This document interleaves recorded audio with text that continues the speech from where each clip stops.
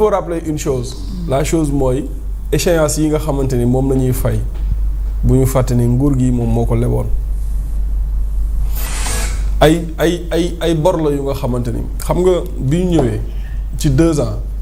c'est-à-dire li ñu leen doon wax ci danger marché UEMOA ak leb yi nga xamante ni ñu ngi koy leb. marché waaw mooy échéance yi dañoo gàtt ba pare taux bi dafa rëy. échéance yi bu ci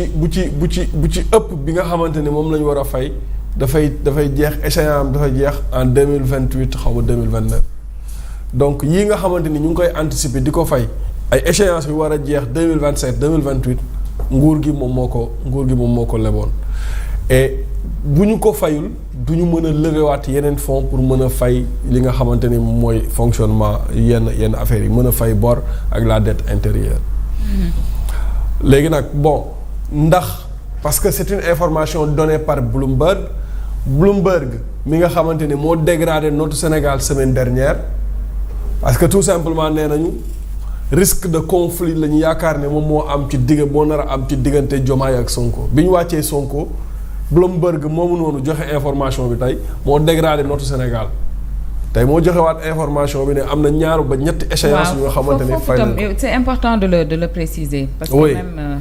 maintenant am na ci aussi yeneen institution financière yu nga xamante ne xëyee nañ tey nga xamante ni Reuters moom moo ko bind di wax ne y a beaucoup de financiers yu nga xamante ne des institutions financières ak des bailleurs yoo xamante ne ñoom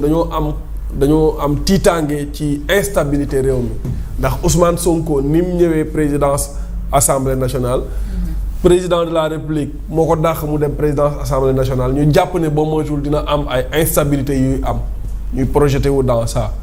ba tax na ñu ngi def ay jàngat di xool ndax Sénégal wóor na pour investir ou pas. Ouais. et yooyu noonu yëpp ce sont des paramètres yu nga xamante ne muy FMI muy Banque mondiale dañ koy jël en compte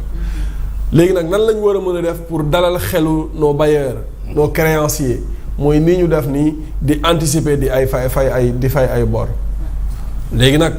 comme FMI dafay ñëw ci beneen mission bu nga xamante ni war na ñëw ñu waxtaan ak ñoom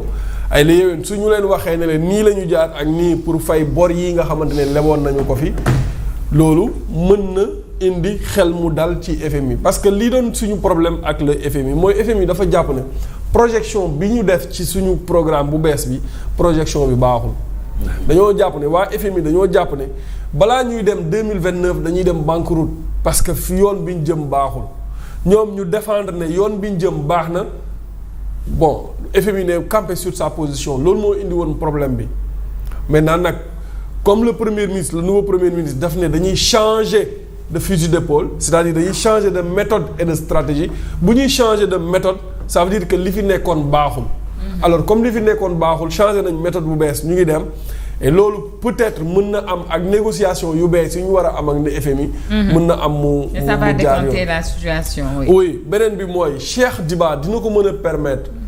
bon au début dama doon wax naan li ñu boole ministère bi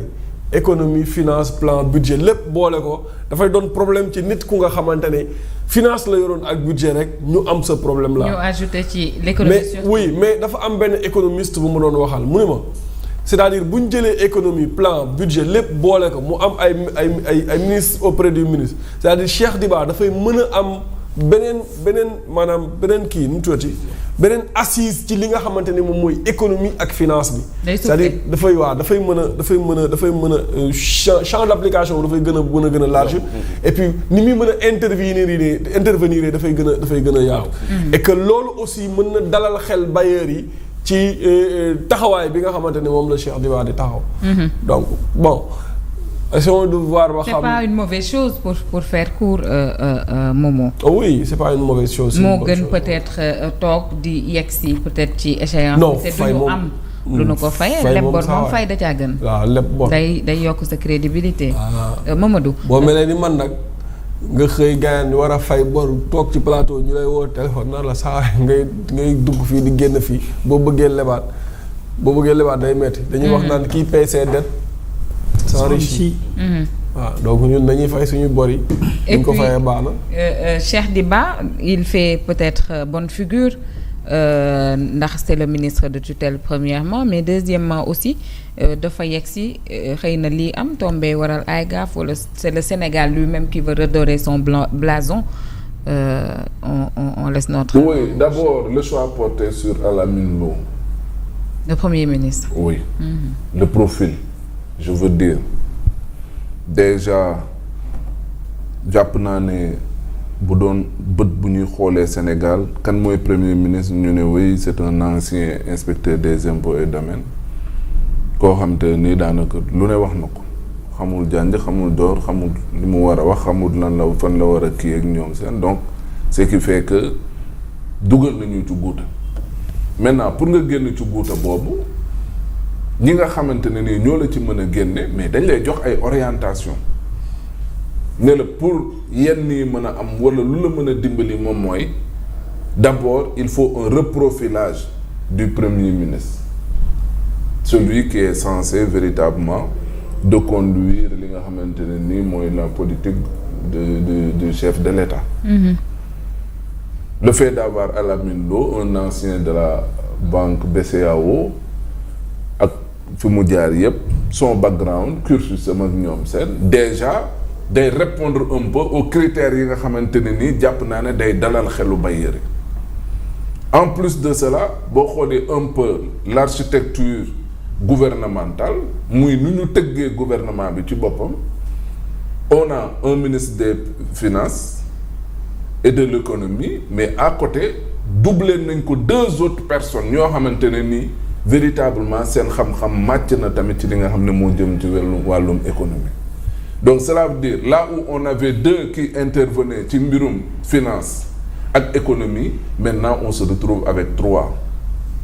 ñoo xamante ne nii c'est de grands économistes c'est de grands financiers et en même temps am nañ de très bonnes relations justement avec nos partenaires techniques et financiers. Donc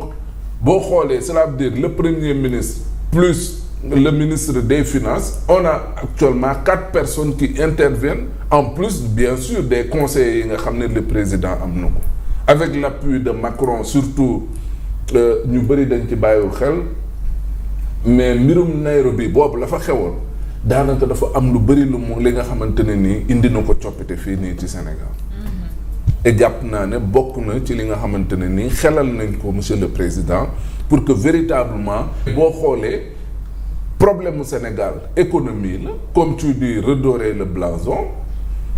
defaat le tout pour regagner la confiance des bailleurs